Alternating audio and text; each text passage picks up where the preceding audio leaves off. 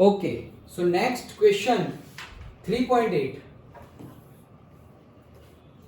चलो 3.8. A cricket ball is thrown at अभी यहां से भी जो भी गिवन हो उसको लिखते जाओ. Okay, a cricket ball is thrown at a speed of this much. Speed given है. ओके, अभी नहीं लिखेंगे हम क्या है ये vx vy कुछ नहीं बोलेंगे. 28 metre per second in the direction 30. हाँ, इन दी डायरेक्शन 30 क्या? 30 डिग्री अबव द हॉरिजॉन. अच्छा, फिर से. A cricket ball is thrown at a speed of 28 metre per second in a direction बोला है. Okay, so 30, yes 30 degree above the horizontal. Okay, 30 degree होगी, 30 degree above the horizontal वो फेंक रहे हैं. अच्छा ठीक है. Calculate maximum. देखो चलो, तो अभी हम क्या क्या बोल रहे हैं कि थीटा मुझे गिवन है कितना 30 डिग्री और स्पीड भी गिवन है और thrown at a speed of मतलब स्टार्ट किया इनिशियल में ही इतनी स्पीड है. ऐसा नहीं कि बीच में जाके कहीं पर है, इनिशियल पे ही है. अब इनिशियल पे जब तुमने थ्रो किया तो कैसे थ्रो किया वो बोला नहीं, वह बोला है ऐसे थ्रो किया. कैसे थ्रो किया? ऐसे 30 डिग्री पर थ्रो किया. अभी 30 डिग्री ना तो प्योर एक्स है और ना ही प्योर वाई है, तो तुम ऐसा नहीं लिख सकते v0 x और v0 y.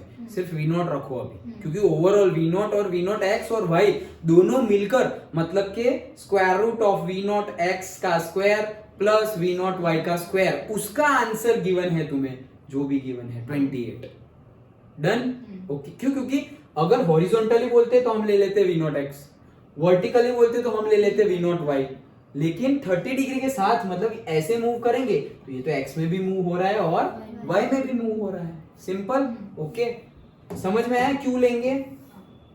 यही समझना है, गलती यही हो जाएगी तो फिर फॉर्मूला में वैल्यू पुट करोगे तो भी नहीं आएगा. तो v0 इज इक्वल टू क्या गिवन है? 28 मीटर पर सेकेंड. बस इतना गिवन है. यस, ये दो ही चीज गिवन है. पहली बात तो हमें फाइंड करना है क्या? Maximum height hm. क्या फाइंड करना है? मैक्सिमम हाइट फाइंड करनी है hm. डन. तो hm का फॉर्मूला तो हमने देखा ही है, हमने डिस्कस किया ना अभी. तो फॉर्मूला में डायरेक्टली वैल्यू पुट कर दो. तो हमारा फॉर्मूला देखो क्या है? v0 sin theta nought to the whole square upon 2g. Theta nought है, v0 भी है, g भी है, अरे सब कुछ है, तो फाइंड कर लो. That's it. डन. ये इसलिए बोला था कि याद रखना पड़ेगा. ओके, और याद ना रखे तो एटलीस्ट वो तो याद रखो कि कैसे लाए थे. याद है मैक्सिमम हाइट का फॉर्मूला कैसे लाए थे?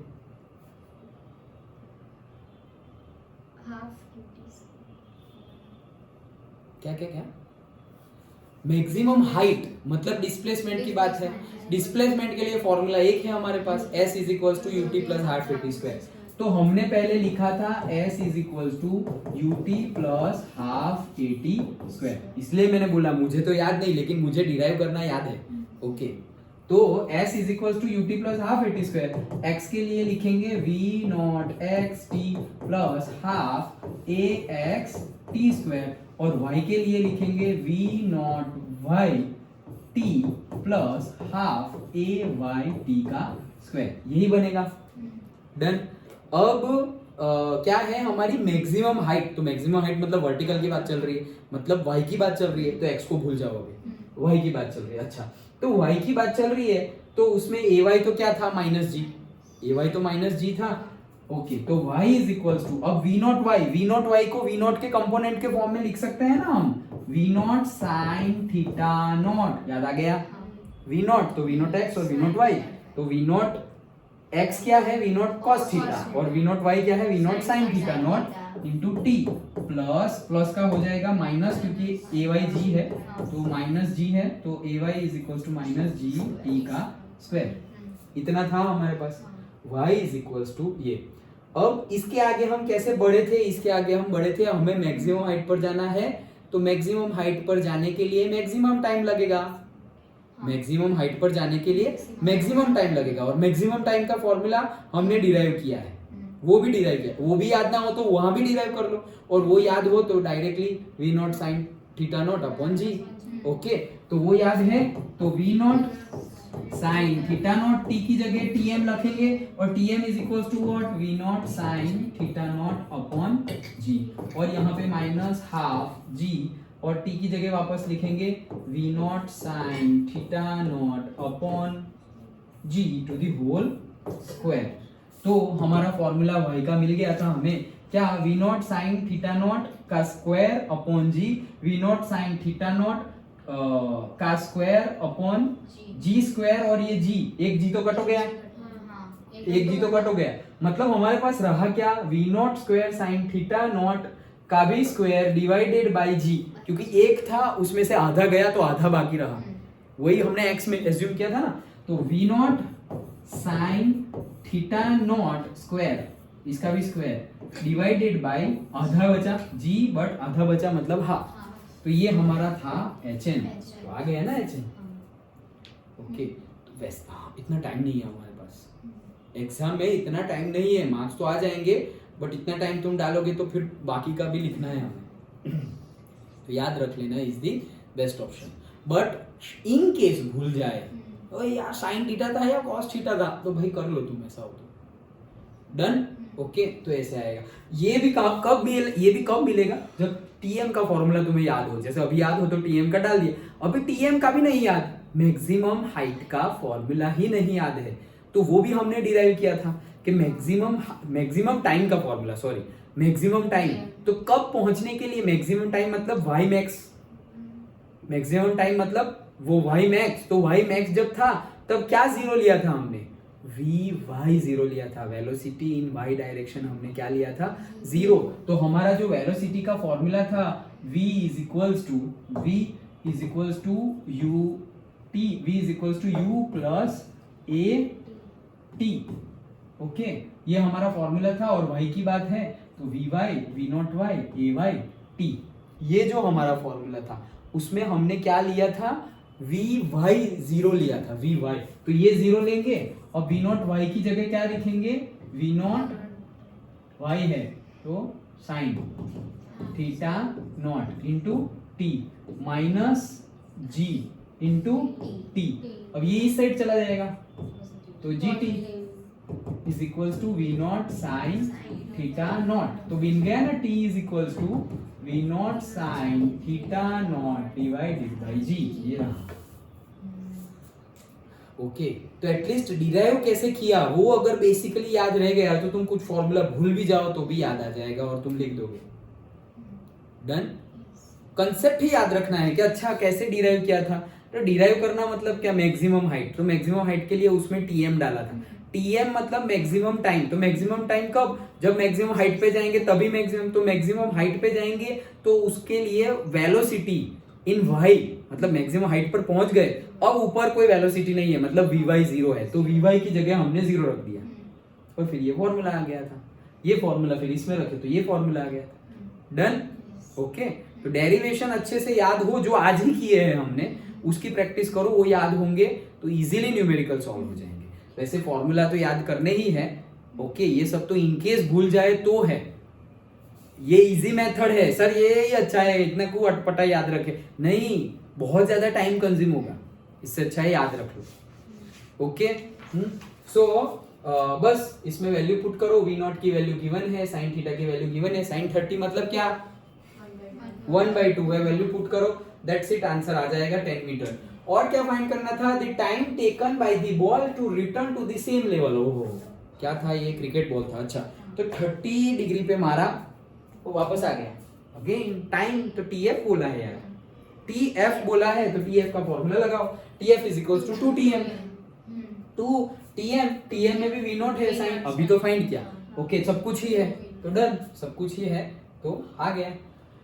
थर्ड आ गया ना, कोई वैल्यू बाकी नहीं, yes, the distance from the thrower जो फेंक रहा है to the point where the ball returns to this, क्या, the distance from the thrower to the point where the ball returns to the same ground level, मतलब range पूछी है, x direction में वो कितना मूव किया, अभी तो हमने वही ये टाइम कितना मिला वो बताया, लेकिन यहां से यहां डिस्टेंस कितना है वो बताओ, डिस्प्लेसमेंट, सॉरी वो एक ही है स्ट्रेट लाइन में, तो okay done.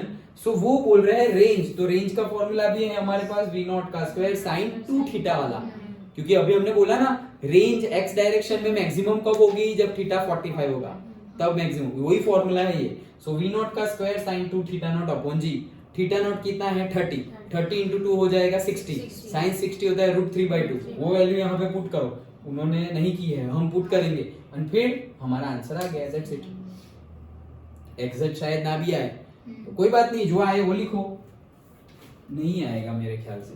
Okay √3 divide by 2 into 28 का स्क्वायर डिवाइडेड बाय 9.8, एग्जैक्ट 69.282 वैसा आंसर है क्या, 69.282, वो जो भी आया तुम लिखो, 69 है हमारा, 69.282 आ रहा है, 282 लिखो, कोई बात नहीं, डन। ओके ऐसा एग्जैक्ट आंसर वैसे आएगा भी नहीं, अंडरस्टूड।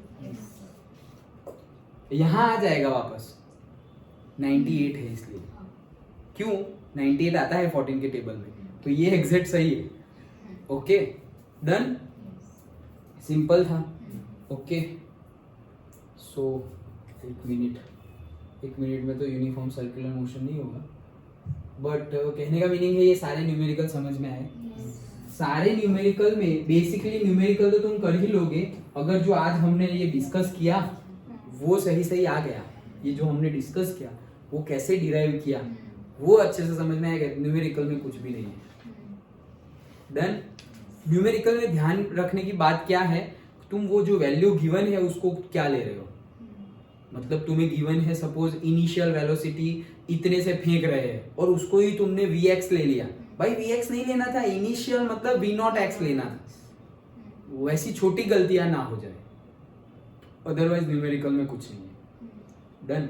और बेसिकली जो 3 इक्वेशन पता है, 3 में से भी 2 ही चलते रहे हैं, कौन कौन से, s is equal to ut plus half at square and v is equal to u plus at, उस पे ही चलते जाएगा और फाइंड करते जाओ। कोई ही ऐसा न्यूमेरिकल होगा जिसमें वो थर्ड वाला यूज होगा, 2as is equal to v square minus u square. Done. Okay तो उसी के लिए फिर x component y component, x में मूव कर रहे हो तो ठीक है x का यूज करो, y में मूव वर्टिकली बात कर रहे हो तो y का यूज करो।